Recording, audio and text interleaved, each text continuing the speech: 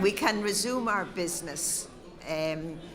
We're very grateful to the members for the comments and suggestions and recommendations they made in relation to the ballot paper, and we've considered it, as you will appreciate, in some depth. And first of all I'm just going to put up, just so that you'll see it, the definition of termination of pregnancy that I said I'd put up.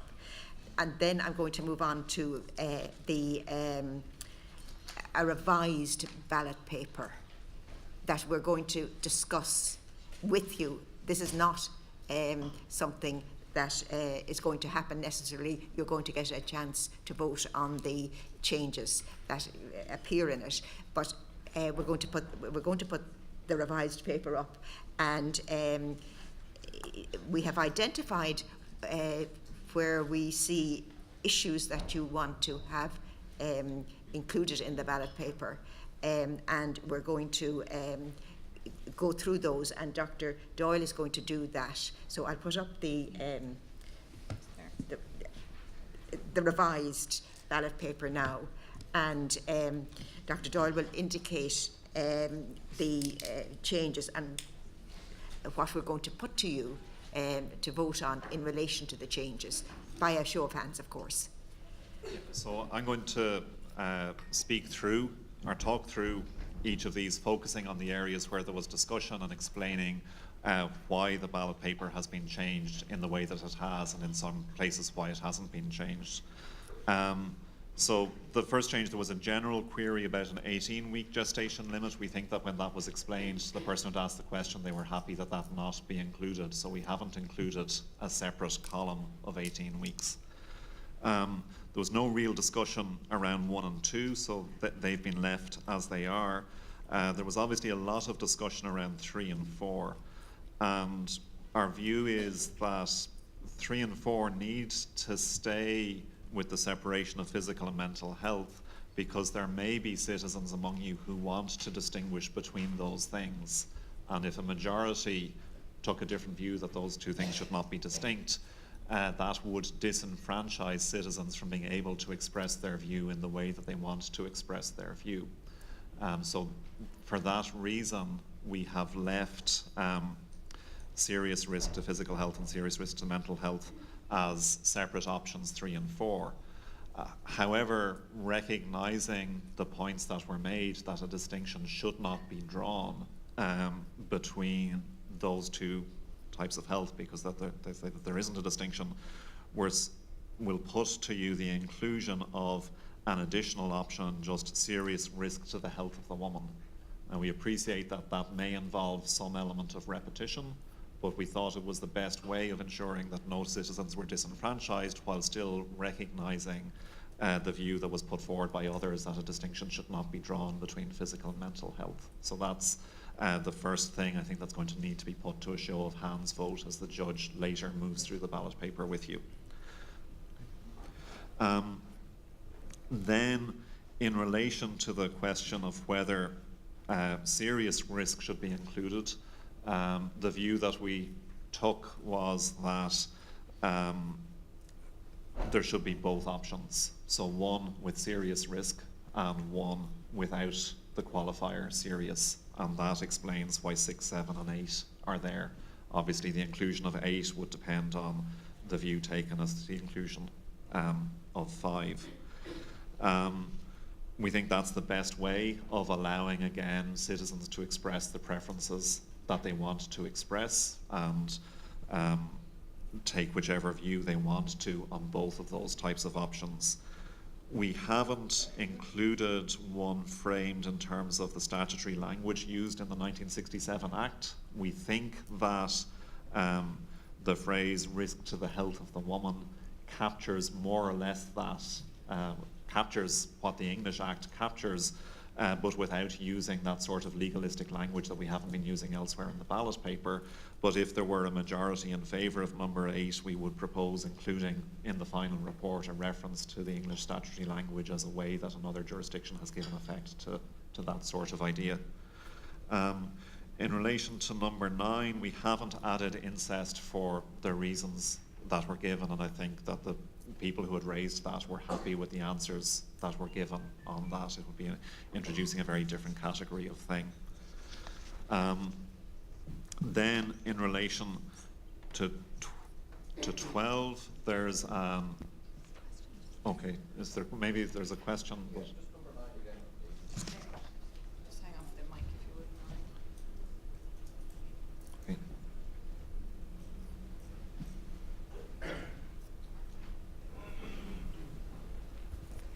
mind. okay. Sorry, just on the question of incest. Yep. I raised this morning before we came into and said in Irish law, rape and incest were regarded as the same. It's not that they're the same. It's that incest includes an additional range of things. Okay, so what rape covers is all non-consensual sex, and we're also including, we can clarify this in the report if necessary, the idea of statutory rape, which is sex with a minor, irrespective of whether they're consenting or not, because they're legally not able to consent. So what's now number 9, pregnancy as a result of rape, would cover those situations. If you included incest as well, you would also be including situations where adults who were consenting but had sex with their brother or sister, father or mother, grandfather or grandmother, would also, if a pregnancy resulted, that would be grounds for a termination of pregnancy. And we didn't think, but again, so we may have misread what the room wanted on that. So we could, I think it would have to be kept separate from rape, because I think it is very different. But we could put to the room the option of separately voting for pregnancy as a result of incest. Yeah, no, I was just curious because in the chart that we got for Yeah. jurisdictions that it's rape or incest is put together. Yes, and the chart uses those terms quite loosely, and certainly couldn't be saying that, because there wouldn't be the same legal definition of all of those in every country. So the fact that what counts as incest in Italy, for example, is likely to be different from what counts as incest here. Indeed, what counts as rape in different countries is likely to be different. So are you happy enough not to include incest? Okay. There's another question.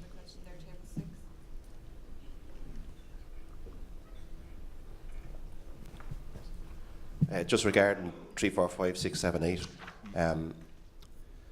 I mean, it's obvious what they are. One is serious and one is not serious.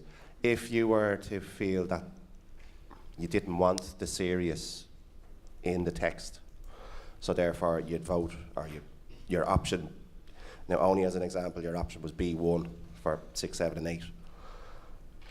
Would you be expected to vote B1 for 3, 4 and 5, or would you be expected to put even though that the only difference to the term is serious, that you know what I mean, you're nearly being asked to define what is serious, what is not serious, by having both of them there.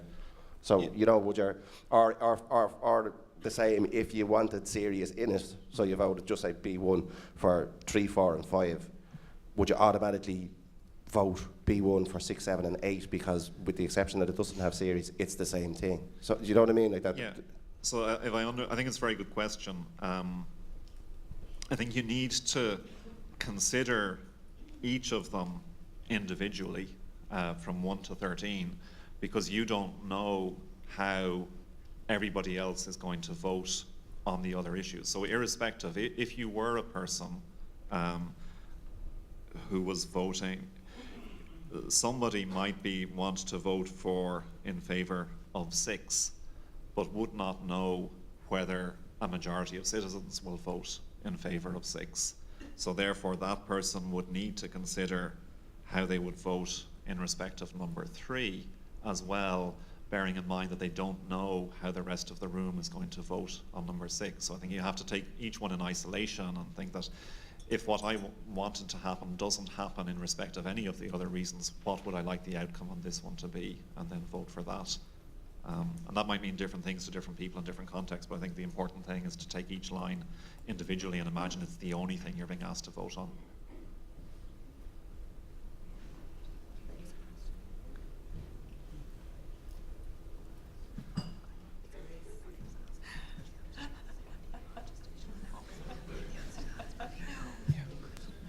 Hi, I'm just wondering if I don't want to distinguish between physical and mental health, if I want my vote to show that the health of the woman encompasses all, that there should be no distinction between the two, there's no way for me to vote on that to show that, because I'd have to take each one separately.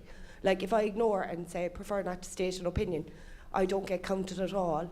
If I say never for this reason, that makes no sense. If I make the distinction myself, then I'm saying the physical and mental health of the woman is different. But if all I want to do is say the health of the woman should be the health of the woman, is there not some way I should be able to do that on that form? I think you can say prefer not to state an opinion, and I think there's a bit of a tension between two legitimate concerns. So one is your legitimate concern articulated for not accepting that distinction is valid, and the other is the legitimate concern of there may be citizens who think that distinction is valid and want to be able to reflect that distinction themselves in how they vote. And I think the view that we took was that for the purpose of the exercise of deliberative democracy, that second concern was more important to take account of. So, but I think beyond that, it would be open for somebody as your concerns to vote prefer not to state an opinion in respect of the ones where you think it's just something that you shouldn't have to vote on because it uses a distinction that you don't accept as valid. And I think the report is going to have to, obviously this is a stenographer's report, but reflect the fact that this has probably been the issue on which there has been most discussion about today, and reflect the concerns that were expressed by you and by others. Mm-hmm. But it's very clear on that form if someone has a distinction between physical and mental health. It is not at all clear if someone believes the two are the same.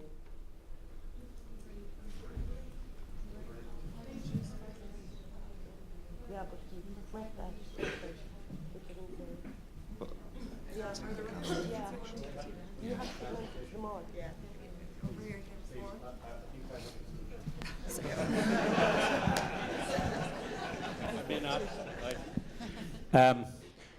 I think the ballot paper can be left as it is to address the concerns of everyone. But I think it will work if, for example, excuse me, no, hold on a second. I'm just thinking on the fly here. With risk to physical health of the woman, option 6, option 7, and or reason 6, reason 7, and reason 8.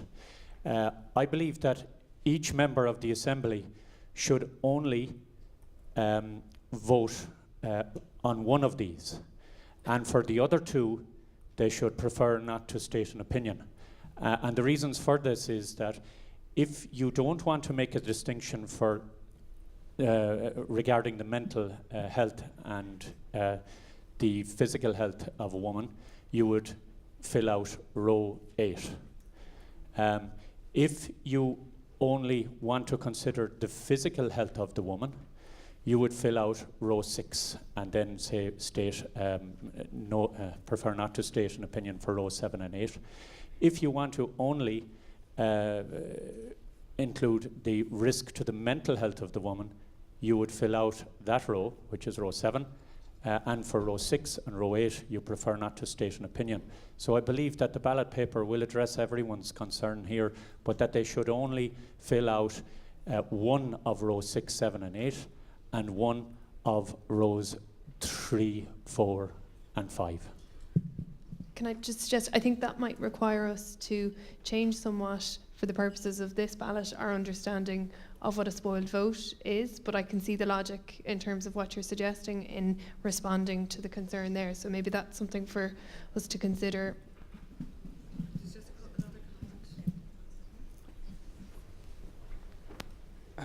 So I wouldn't share the same opinion as Mr. O'Halloran from table 4, but there does seem to be a distinction between serious and in 3, 4, and 5, and without the word serious in 6, 7, and 8. There also seems to be divided opinion in the room between just saying health and distinguishing between physical health and mental health. So I was wondering, I'd propose that we see, by way of a show of hands, which or who in the room would rather delete 3, 4, and 6 and 7 to see who wants health as opposed to physical and mental being distinct. Does that make sense? Yeah, I think it's fair to, sorry, go on, you go ahead. Or. Yeah, it makes sense. I understand the point. The reason that we hadn't wanted to do that is that that would allow the majority to prevent people expressing what their preference is. And that seems, given what this is, that there's limitations as to what can be achieved through the ballot paper, but in terms of deliberative democracy exercise, it's meant to provide people's preferences to the Oireachtas as policy options to take, that's just not a wise thing to do. Yeah, I would have agreed what you said earlier about members that are voting take every reason as a separate reason and vote on that individually. So as such, reason 1 is an individual reason, reason 2 is an individual reason, so that their members can vote on them individually as opposed to them being related. And just following up on that, I think there was another aspect related to that in the question from Table 6 that we didn't quite capture in the answer at the time, which was, I think you were also asking whether you could have a different view as to gestational limits as you go down the category as between 3, 4 and 5 versus 6, 7 and 8. And I think the answer there is yes, you could. That could be a view substantively that you take as a citizen. There would be no reason that you would have to stick in the same column the whole way down if that didn't reflect your view.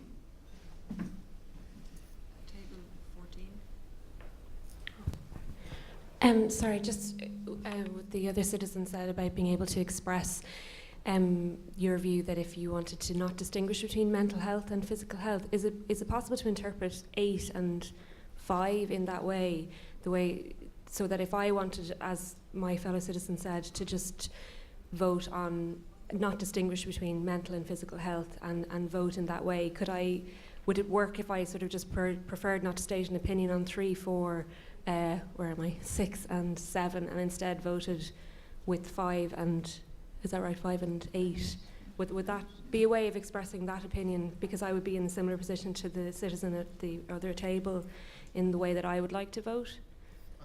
It seems to me, I think that's how I would understand it if I was reading a ballot paper where somebody had taken those options.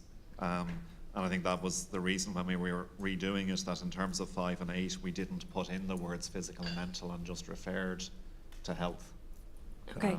So The only thing perhaps to bear in mind is if you take that route and you exercise the prefer not to state an opinion option on 3, 4 and 6, 7, if your view as to 5 and 8 isn't in the majority, you'll have made the decision not to cast a vote, essentially, that will be contributing to the formation of the majority on 3, 4 and 6, 7. Oh, okay. Thank you.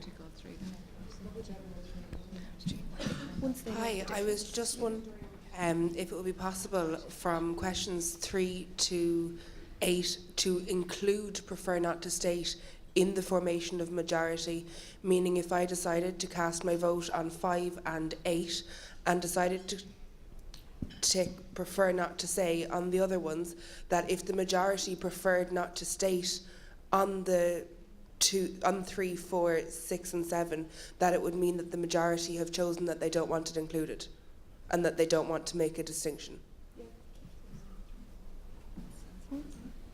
yeah, I think that can be done. It does have Rachel pointed out that there may be risks in terms of your overall preferences in doing that, but that's a decision that people have to make.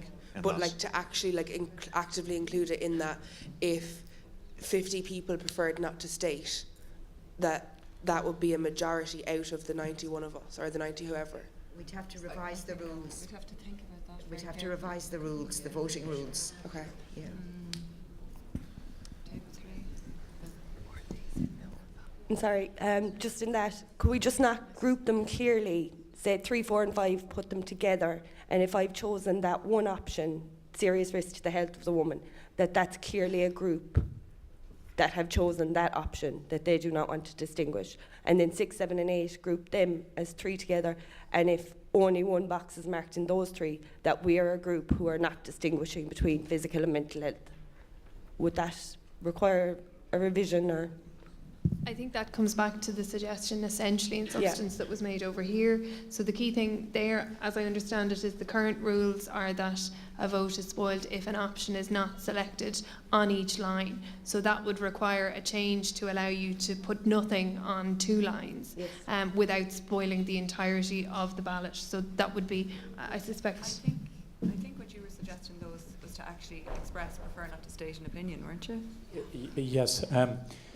I think the issue of if you don't want to distinguish, for example, between physical health and mental health, and this is getting complicated, but we're trying to stay in the rules as they are devised now.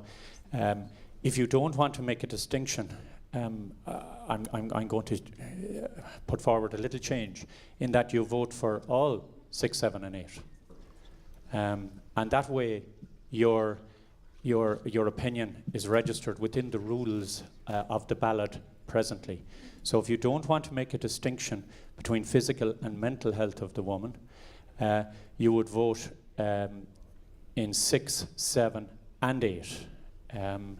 Now it's getting complicated. And similarly for the serious risk ones, if you don't want to distinguish between physical and mental health, then you would vote for 3, 4 and 5. I think that's now. But alternatively, the rules will have to be changed for the ballot, and that we would only vote in either 6, as I originally suggested, in either 6, 7 or 8, and one of 3, 4 and 5. So you might want to vote in relation to 2 of 3 and 4, and also 6 and 7. So having a discussion among ourselves, a suggestion that we think hopefully might capture the concern would be a completely different approach, but to add an additional question in a different form at the end of the ballot paper, which would allow people to record the fact that they do not accept that there is a distinction between the physical and mental health, and to record that as your view, and then you can go about answering the other questions in whatever way makes most sense to you, but would allow you to express that view. Yeah.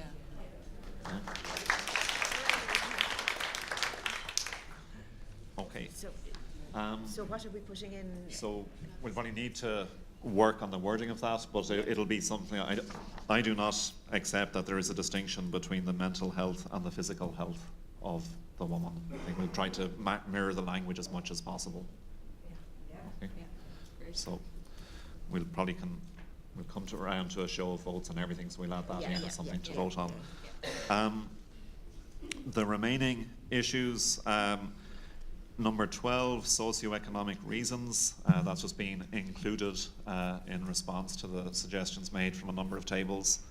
And then number 13, what we have done is just changed it to no restriction as to reasons, taking out the language available on request. We think that this captures the value of autonomy that people were referring to, but it does it using language which is similar to that's been used in the rest of the ballot paper, and that can match up fairly easily with the other questions, and also with the approach to gestational limits.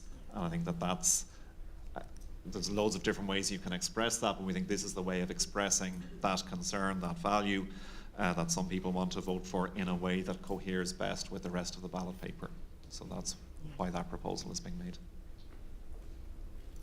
Very good. So we will vote on the proposed changes which are reflected in the revised ballot paper behind you. And the first one is reason 5, and what you're voting on here is whether that reason goes into the ballot. In other words, whether there's an additional reason included, serious risk to the health of the woman. So, the issue you're voting on now is whether that goes in to the ballot paper. So, would you put up your hands if you're in favour of it going in? Yeah, well, I think there's definitely that definitely looks like a majority without a count. But would anybody? Does anybody feel we should do a hand count? All right. Then the members want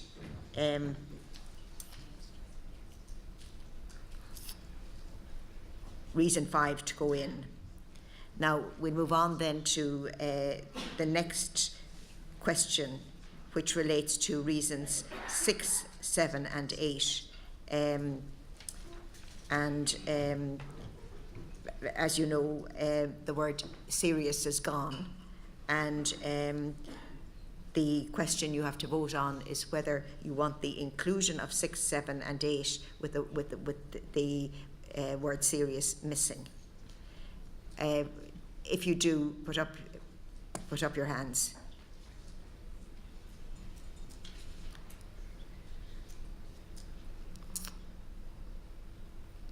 That's majority. What? That's majority, yeah. Sharon believes it is a majority. Is there any question about that? If so, we'll do a hand count. I think It certainly looked like a majority. Yeah. All right. So paragraphs 6, 7 and 8 are going in. Now, as Oren said, in the report we will refer to the 1967 legislation and the terminology used in it. It'll be a matter for the Oireachtas when they down the road to decide what terminology they're going to use, but we will make that point in the report.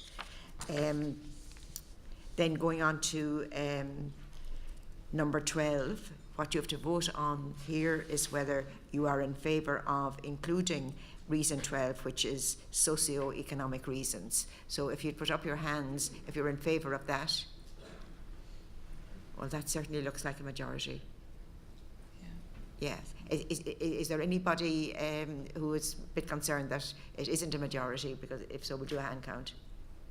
All right, very good. Then reason 12 goes in, socio-economic reasons. Reason 13 is a very minor word change, but I think it's a very useful word change. And are you in favour of amending reason 13 to read no restriction as to reasons? If you are, put up your hands. And all it does is leaves out the request, and quite frankly, I think that was a good suggestion. Now, and we're going to add.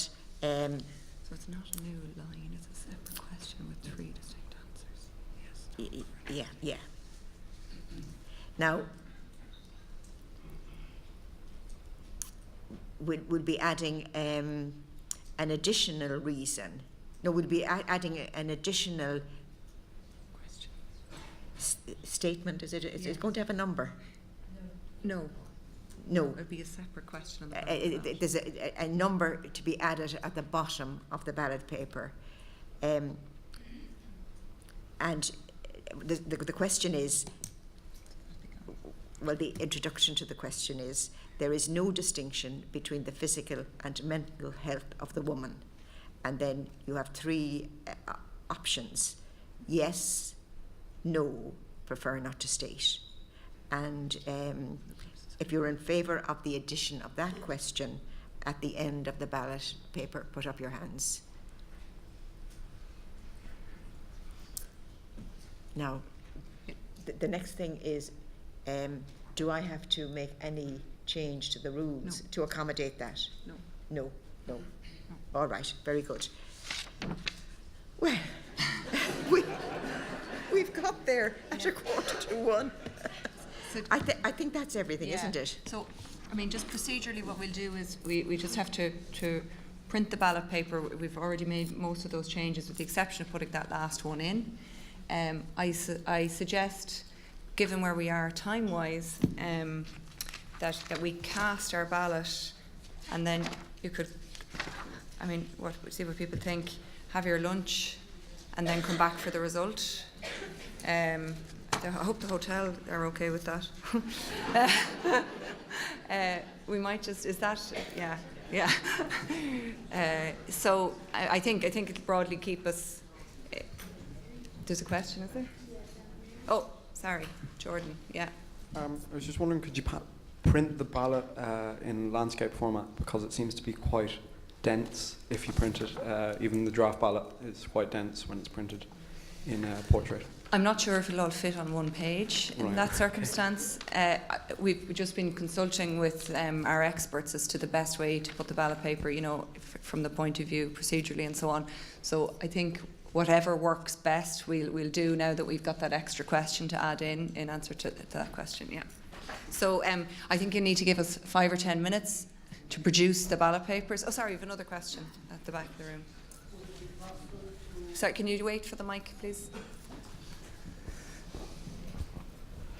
As there has been so many changes made to the ballot paper, would it be possible to print a draft of it for our records as well? Of course, yeah. Oh, yeah. Yeah. Okay, so we'll make those changes. Oh, another question. Just a thought, I was wondering, do we really need number 8 on the ballot sheet? Because we've already covered mental health and physical health. So maybe the medical field suggest, give an example maybe of what would that cover? We've already voted on number 8. We've already voted. Yeah. Inclusion of it has been voted on by a show of hands. But could the medical profession maybe give an example of what would that entail? What would that cover? Well, it's. I think it was put like that to include the very main part of the discussion this morning has been about putting it together. Yeah. And that's the reason why it's there. Can I get the text back off of it, or like that, so that people have both options? It's not really to do with any medical distinction. It's to do with whether you want mental and physical health together or separate. Yeah. And that's what that's there for. If you look at what the question we're posing on the back of the ballot paper now, or at the bottom of the ballot paper, there is no distinction between the physical and mental health of the woman. The question is, you have 3 options: yes, no, or prefer not to state. So that's what you're being asked. So that highlights the concern that was expressed, that we shouldn't be distinguishing between physical health and mental health. That's what this was to capture. That's how we should do it. Okay, thank you. Thanks very much. Okay, so we'll proceed to do that, and we'll give you a copy. We'll distribute one to all the tables, and then they'll be available for voting. So, okay.